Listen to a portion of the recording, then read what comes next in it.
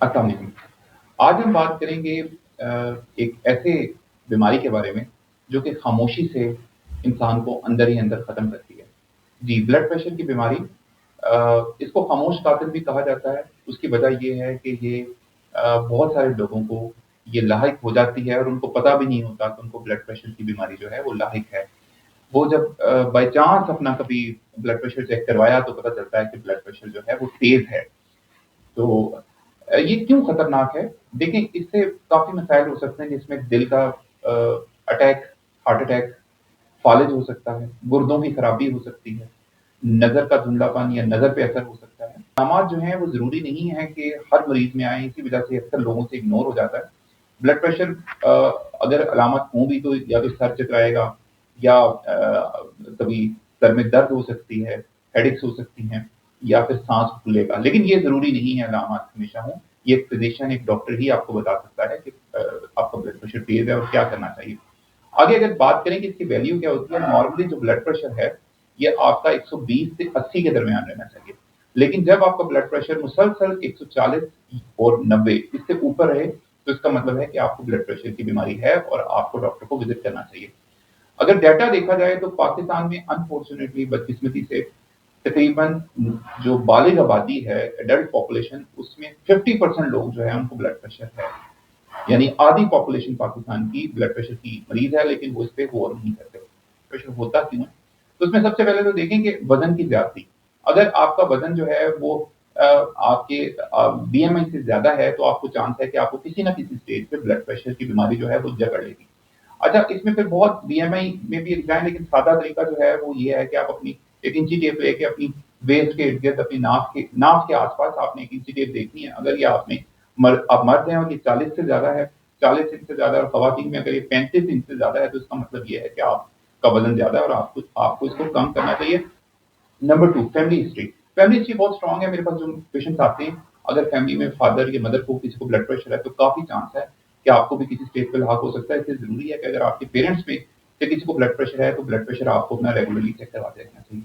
Number 3, अगर आप नींद ठीक नहीं लेते और आपकी नींद प्रॉपर नहीं है तो बहुत चांस है कि आपका जो ब्लड प्रेशर है वो उसमें वेरिएशंस होंगी, ब्लड प्रेशर आपका ज़्यादा हो सकता है। चौथे नंबर पे जंक फूड। अगर आपकी डाइट में जंक फूड ज़्यादा है, फाइबर कम है, प्रोटीन वाली चीज़ें कम हैं, मुरगन ग़िज़ाएँ ज़्यादा हैं, तो काफ़ी चांस है कि आपकी ब्लड प्रेशर जो है वो तेज़ रहेगा। 5वें नंबर पे देखा जाए तो इसमें लैक ऑफ एक्सरसाइज़ या आपका सेडेंटरी लाइफ़स्टाइल कि आप ज़्यादा एक्सरसाइज़ करना पसंद नहीं करते, आप ज़्यादा सहल पसंद ज़िंदगी गुज़ारते हैं, जो अनफॉर्चुनेटली आजकल के दौर में लोगों की हो गई हुई है। ब्लड प्रेशर आपको डायग्नोज़ हो गया तो परेशानी की बात नहीं है, कुछ बड़े सिंपल से टिप्स हैं, 3 या 4 वो आप करेंगे तो आपका ब्लड प्रेशर बहुत हद तक ठीक हो जाएगा। Number 1 weight control. जो एनआईएच है, नेशनल इंस्टीट्यूट ऑफ हेल्थ, वो ये कहती है कि अगर आप अपनी टोटल बॉडी वेट का सिर्फ 8% कम कर लेते हैं, यानी कि 100 आपका केजी वजन है तो आप 8 किलो कम कर लेते हैं, 92 किलो पे आ जाते हैं, तो आपका blood pressure 10 millimetre of mercury तक ड्रॉप कर जाता है। यानी पहले नंबर पे आपने अपना वजन कंट्रोल करना है। नंबर 2 पे आपने अपनी ज़िंदगी में जंक फूड को निकालना है और सादा ग़िज़ा के ऊपर आना है।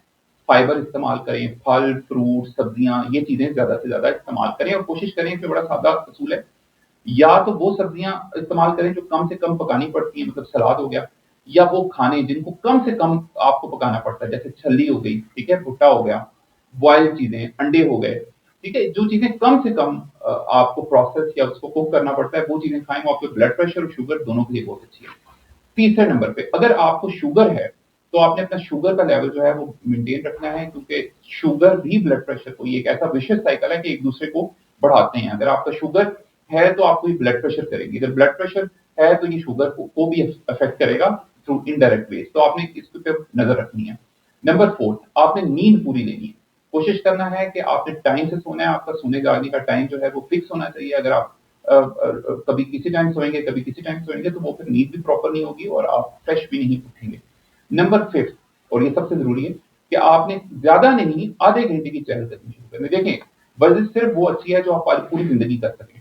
कुछ लोग बहुत शौक से और जोश से शुरू करते हैं और वो 4-5 दिन करते हैं और फिर छोड़ देते हैं। तो आपने 30 मिनट की एक्सरसाइज़ हफ्ते में 3 से 4 दिन करें, ये बहुत है। आपने अभी तक अपना ब्लड प्रेशर चेक नहीं करवाया तो ब्लड प्रेशर ज़रूर चेक करवाएँ अपना, और अगर ब्लड प्रेशर तेज़ है तो जो मैंने टिप्स ऊपर बताई हैं उन पे अमल करें, और फिर भी कंट्रोल नहीं होता तो डॉक्टर को लाज़मी विज़िट करें। और कमेंट सेक्शन में बताइएगा कि आपको वीडियो कैसी लगी और अगर कोई क्वेरीज़ हैं, कोई क्वेश्चन हैं तो ज़रूर पूछिएगा। अल्लाह हाफ़िज़।